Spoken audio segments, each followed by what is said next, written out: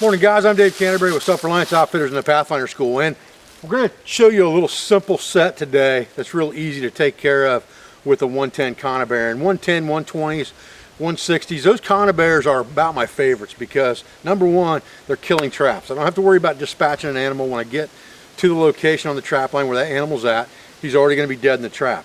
It's easy enough to just replace a trap, throw the animal in a sled that's already in the trap and go. Put a new trap in that location.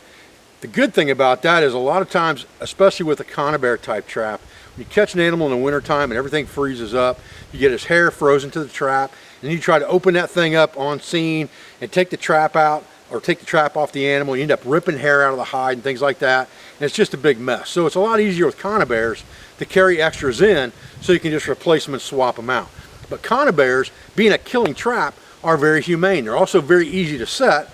You don't have to bait them, but you can. So they're kind of a blind set type trap, and they're very good for food source gathering in a longer term scenario for self-reliance. So what we're going to talk about today is a real simple set with a 110 conibear that you won't even have to carry any tools other than the normal things that a woodsman would carry to set the trap. Stay with me. Okay, so I'm carrying simple tools. I've got my axe sleeve, I've got my ACA folding buck saw.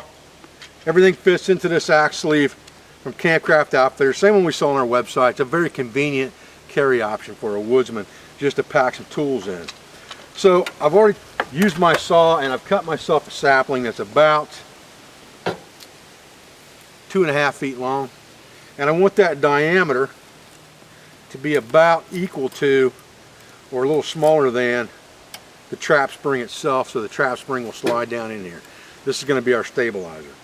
Now the secret to this whole thing is really, really simple. And the secret is a very simple 12-penny nail. You can carry a pocket of these things on the trap line very, very easily, or in your backpack, and they'll make your sets so much simpler. So all we need to do is drive a cross nail through this stabilizer, and we'll be able to attach our spring to it. I'm going to show you how that works down here by the water.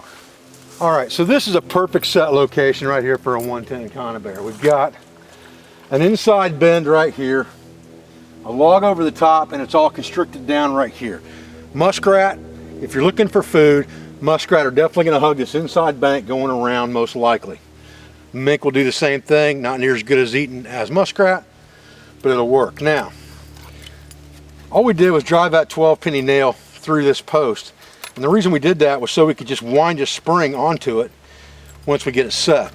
So what we're going to do is we're going to set this down for a minute. I'm going to come in here and get our trap set. We've got a little bit of a issue with our whiskers here. There we go.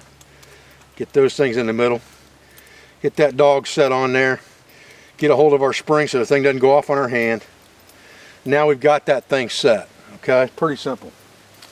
That's the other thing about these conibears, they're real simple to set. Now, there's two things I can do here. I can go ahead and wind this dude up and just shove it in the ground.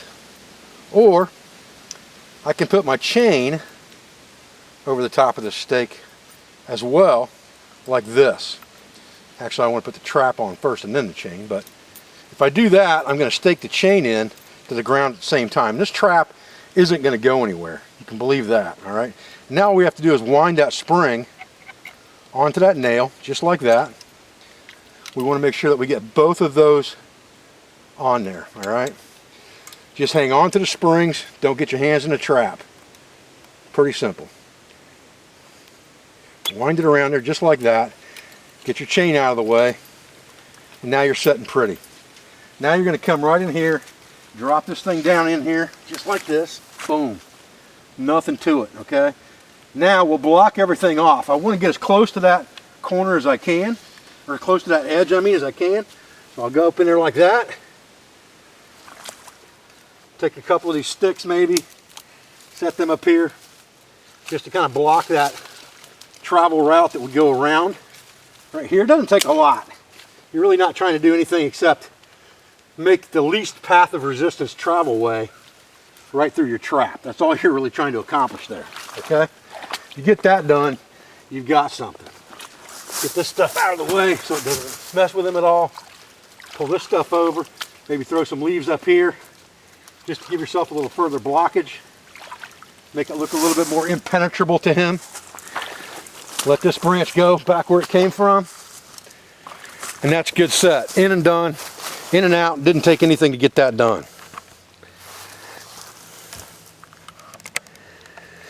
Let's see if I can get up close to the set here so you guys can see it better. There we go. And there's our set. Really, really simple.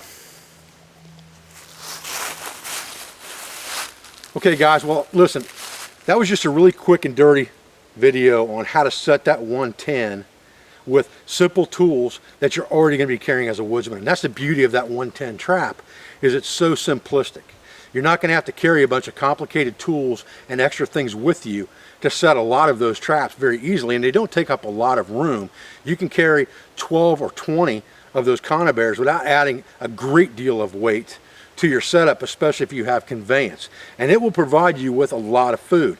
Those inside corner sets like that, undercut banks, constricted areas of tributaries, those are all perfect places for that 110 set, and it's going to catch food for you, I guarantee it.